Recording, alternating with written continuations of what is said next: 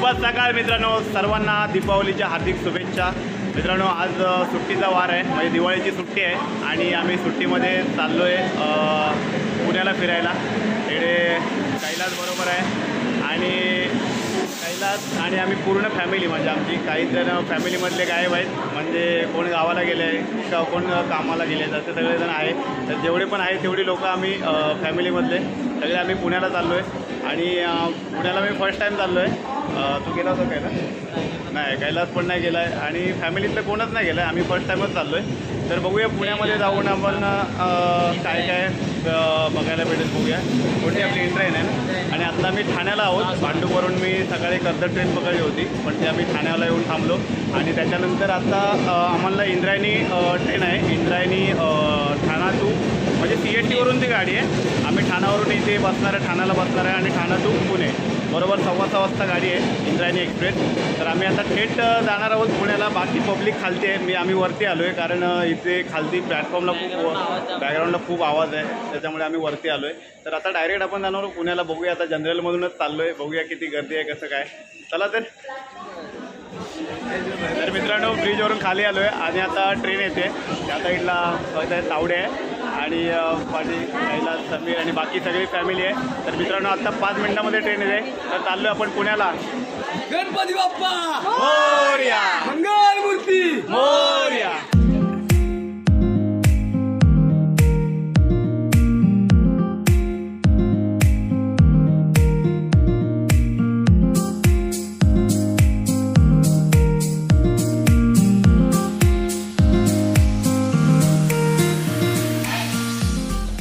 तर मित्रांनो, फायनली पुणा जंक्शनला आम्ही पोहोचलेलो आहे। सकाळचे 9:30 वाजले, एक 15 मिनटं फक्त ट्रेन लेट होती आणि ट्रेनमध्ये भरपूर गर्दी होती, कारण दिवाळी आहे त्याच्यामुळे भरपूर गर्दी आहे। माझा बघा प्रकार दिसेल तुम्हाला काय झालं आहे, पूर्ण केस बीस एकदम हे झालेत। ठीक आहे, तर आम्ही पुण्याला पोहोचलो आहे आणि इथून आपल्याला आता डायरेक्ट कुठे जायचं? दगडूशेठला। आपण दगडूशेठला जाणार आहोत पहिले, आपण दगडूशेठला दर्शन घेऊ, नंतर आपण शनिवार। तर मित्रांनो, आपण पहिला दगडूशेठला जाणार आहे, सगळ्याला माहिती आहे, कारण इकडे आला आहे तो पुण्याला पहिल्यांदा, त्याच्यामुळे थोडीफार इकडची माहिती आहे। मी तर फर्स्ट टाईम आहे, कैलास पण फर्स्ट टाईम आहे। तर आपण आता जाऊया डायरेक्ट दगडूशेठला। इथून आपल्याला पुणे जंक्शनच्या साईडला तिकडे ऑटो वगैरे आहे, बसेस पण आहेत, पण आपण ऑटोने जाणार आहे। बघूया आपण आता किती ऑटोला किती चार्जेस आहे, आपण बघूया किती पर पर्सन वगैरे। तर मित्रांनो, डायरेक्ट त्याला जाऊया आपण दगडूशेठ। 5 वाजता। तर मित्रांनो, आम्हाला ऑटो मिळाली आहे इथून जायला, शेअरिंग ऑटो आहे, म्हणजे एका ऑटोमध्ये 3-3, 4-4 जण बसतात। आम्ही 3 जण बसलो आहे, बाकी फॅमिली सगळे 4-4 जण पुढे गेलेत। इथून स्टेशनपासून पुढे जायला, म्हणजे दगडूशेठ आणि शनिवारवाडा तिकडे जायला 100 रुपये आहेत, म्हणजे तिघांचे 100 रुपये, म्हणजे असा पर पर्सन बघायला गेला तर तिघांचे आपले 30-30 रुपयाप्रमाणे आपल्याला चार्जेस होतात इथून ऑटोने। बसला मला वाटतं आहे, इकडे काका सांगतायत, ऑटोवाले ड्रायव्हर सांगतात आम्हाला बसला 10 रुपये आहेत। इकडे पण तुम्हाला दाखवतो, बसच्या इकडे वरती खालतीच लिहिलेलं आहे 10 रुपये। तर तुम्ही मित्रांनो, बसवरतीच लिहिलेलं आहे साईडला, पुणे दर्शन फक्त 10 रुपये, म्हणजे इथून आपल्याला शनिवारवाडा दगडूशेठ गणपतीच्या इकडे जायचं असेल तर 10 रुपये तिकीट आहे। ऑटोने आपल्याला 30 रुपये द्यावे लागतात। चला जाऊया।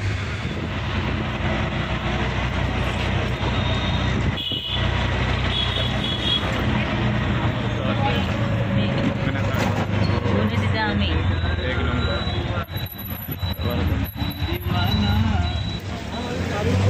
तर मित्रांनो, फायनली शनिवार वाड्याच्या एकदा साईडला आम्हाला ऑटोवाल्याने सोडलं आहे। तर इथे आल्यानंतर लक्षात आलं, शनिवार वाड्याच्याच पुढे दगडूशेठ हलवाई हा गणपती मंदिर आहे।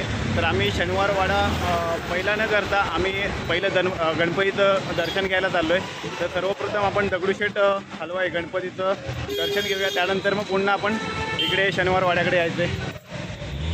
तर मित्रांनो, फायनली आपण श्रीमंत दगडूशेठ हलवाई या गणपती मंदिरात जाऊन आलो आहे। तुम्ही बॅक साईडला पाहताय आपलं गणपती बाप्पाचं मंदिर तुम्ही पाहताय। तर सर्वप्रथम आपण गजाननाचं आपलं दर्शन घेऊया, त्यानंतर आतमध्ये आपण शूटला अलाउड असेल तर आपण गणपती बाप्पाचं तुम्हाला शूटच्या माध्यमातून तुम्हाला फोटो मी दाखवतो, व्हिडिओ दाखवतो।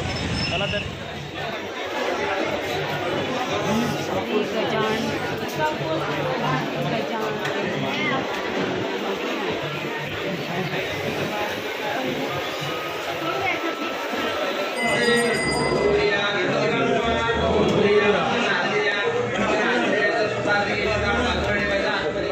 अशा वातावरणात आपण आपल्या गणपती बाप्पात दगडूशेठ हलवाई गणपती मंदिरात आपण जाऊन गणपतीचं बाप्पाचं दर्शन घेतलेलं आहे.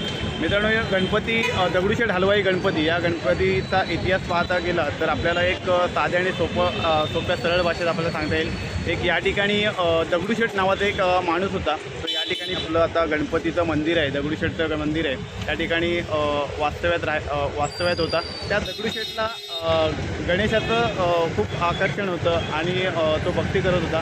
तर त्यानंतर त्याने या ठिकाणी येऊन आपल्या दगडूशेठ हलवाई या आपल्या स्वतःच्याच नावाने आपल्या गणपतीचं या ठिकाणी स्थापना केली. मग त्यानंतर या ठिकाणाला, या गणपती बाप्पाला दगडूशेठ हलवाई असं नाव पडलं गेलेलं आहे. तर मित्रांनो, आपण आता गणपती बाप्पाचं दर्शन घेतलं आहे. आता आपण जाऊया पुढे. या ठिकाणी लाल महाल आहे. त्या ठिकाणी आपल्या महाराष्ट्राचे आराध्य दैवत श्री छत्रपती शिवाजी महाराज यांचं बालपण या ठिकाणी लाल महालामध्ये म्हणजे त्या ठिकाणी मोठे झालेले आपल्याला दिसून येतात. त्यांचा जन्म, आपल्या महाराजांचा जन्म शिवनेरी किल्ल्यावरती झाला. त्यानंतरचं बालपण या ठिकाणी लाल महालामध्ये आपल्याला झालं दिसून येतं. तर आपण लाल महालाकडे जाऊया.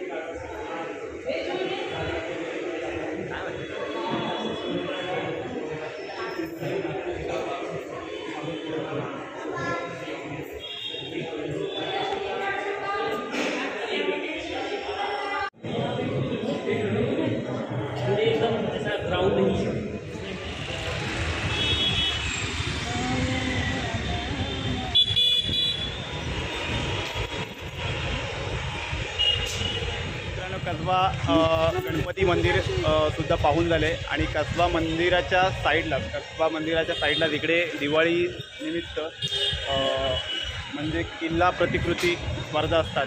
तर त्या प्रतिकृती स्पर्धेमध्ये या ठिकाणी बघता तुम्ही विजयदुर्ग किल्ला या ठिकाणी बनवलेला आहे. खूप छान आणि सुंदर असा सुबक किल्ला बनवलेला आहे.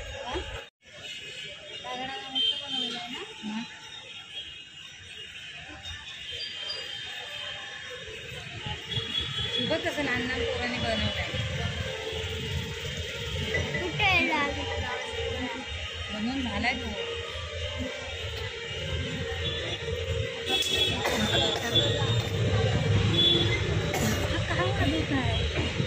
तिकडे केदारेश्वर आहे.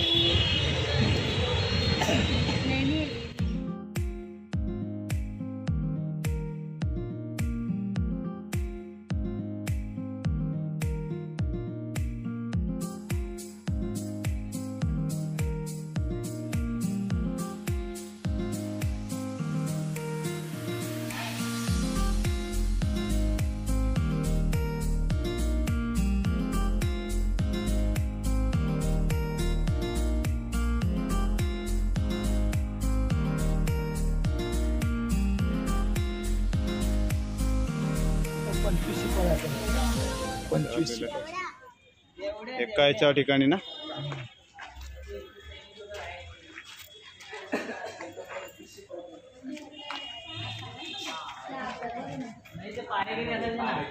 उभे पण असतात.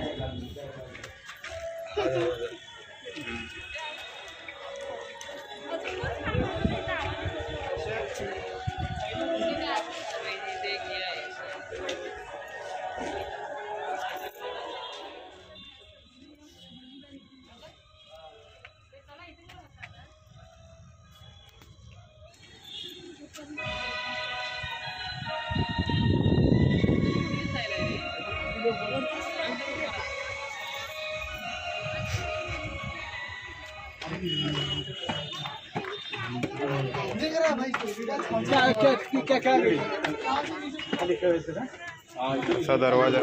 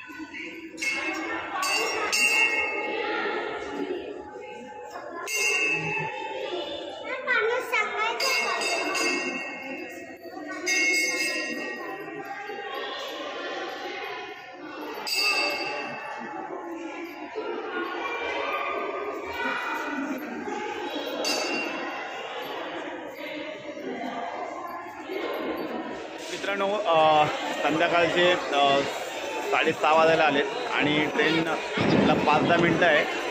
आम्ही इंद्रायणी एक्सप्रेसने जाणार आहोत पुणे टू मुंबई. 7:30ची ट्रेन आहे, म्हणजे मला वाटतं ठाण्याला ती 9:30च्या दरम्यान पोहोचेल. 3 तासाचा प्रवास आहे परत रिटर्नचा. तर मित्रांनो आज आपण या ब्लॉगमध्ये शनिवारवाडा, त्याचबरोबर श्रीमंत दगडूशेठ हलवाई गणपती, त्याचबरोबर पाताळेश्वर लेणी आणि श्रीमंत कसबा गणपती आणि लाल महाल असे 5-6 स्पॉट बघितले. जेवढं जमलं तेवढं हे स्पॉट आपण कवर केले, कारण ऊन पण खूप होतं आणि आज दिवाळी होती आणि दिवाळीच्या पिरियडमध्ये रश पण खूप होता. तसं मुंबईसारखा एवढा रश नाही पुण्याला, तरी पण आज थोडीफार गर्दी होतीच नाही म्हटलं तरी. आणि सुंदर शहर आहे पुणे आपलं.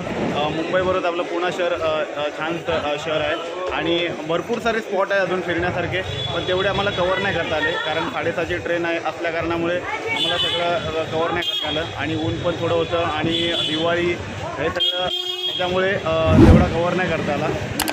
तर मित्रांनो, हा ब्लॉग जर तुम्हाला आवडला तर नक्की लाईक, शेअर, कमेंट करा. तर भेटूया आपण पुन्हा नवीन ब्लॉगमध्ये.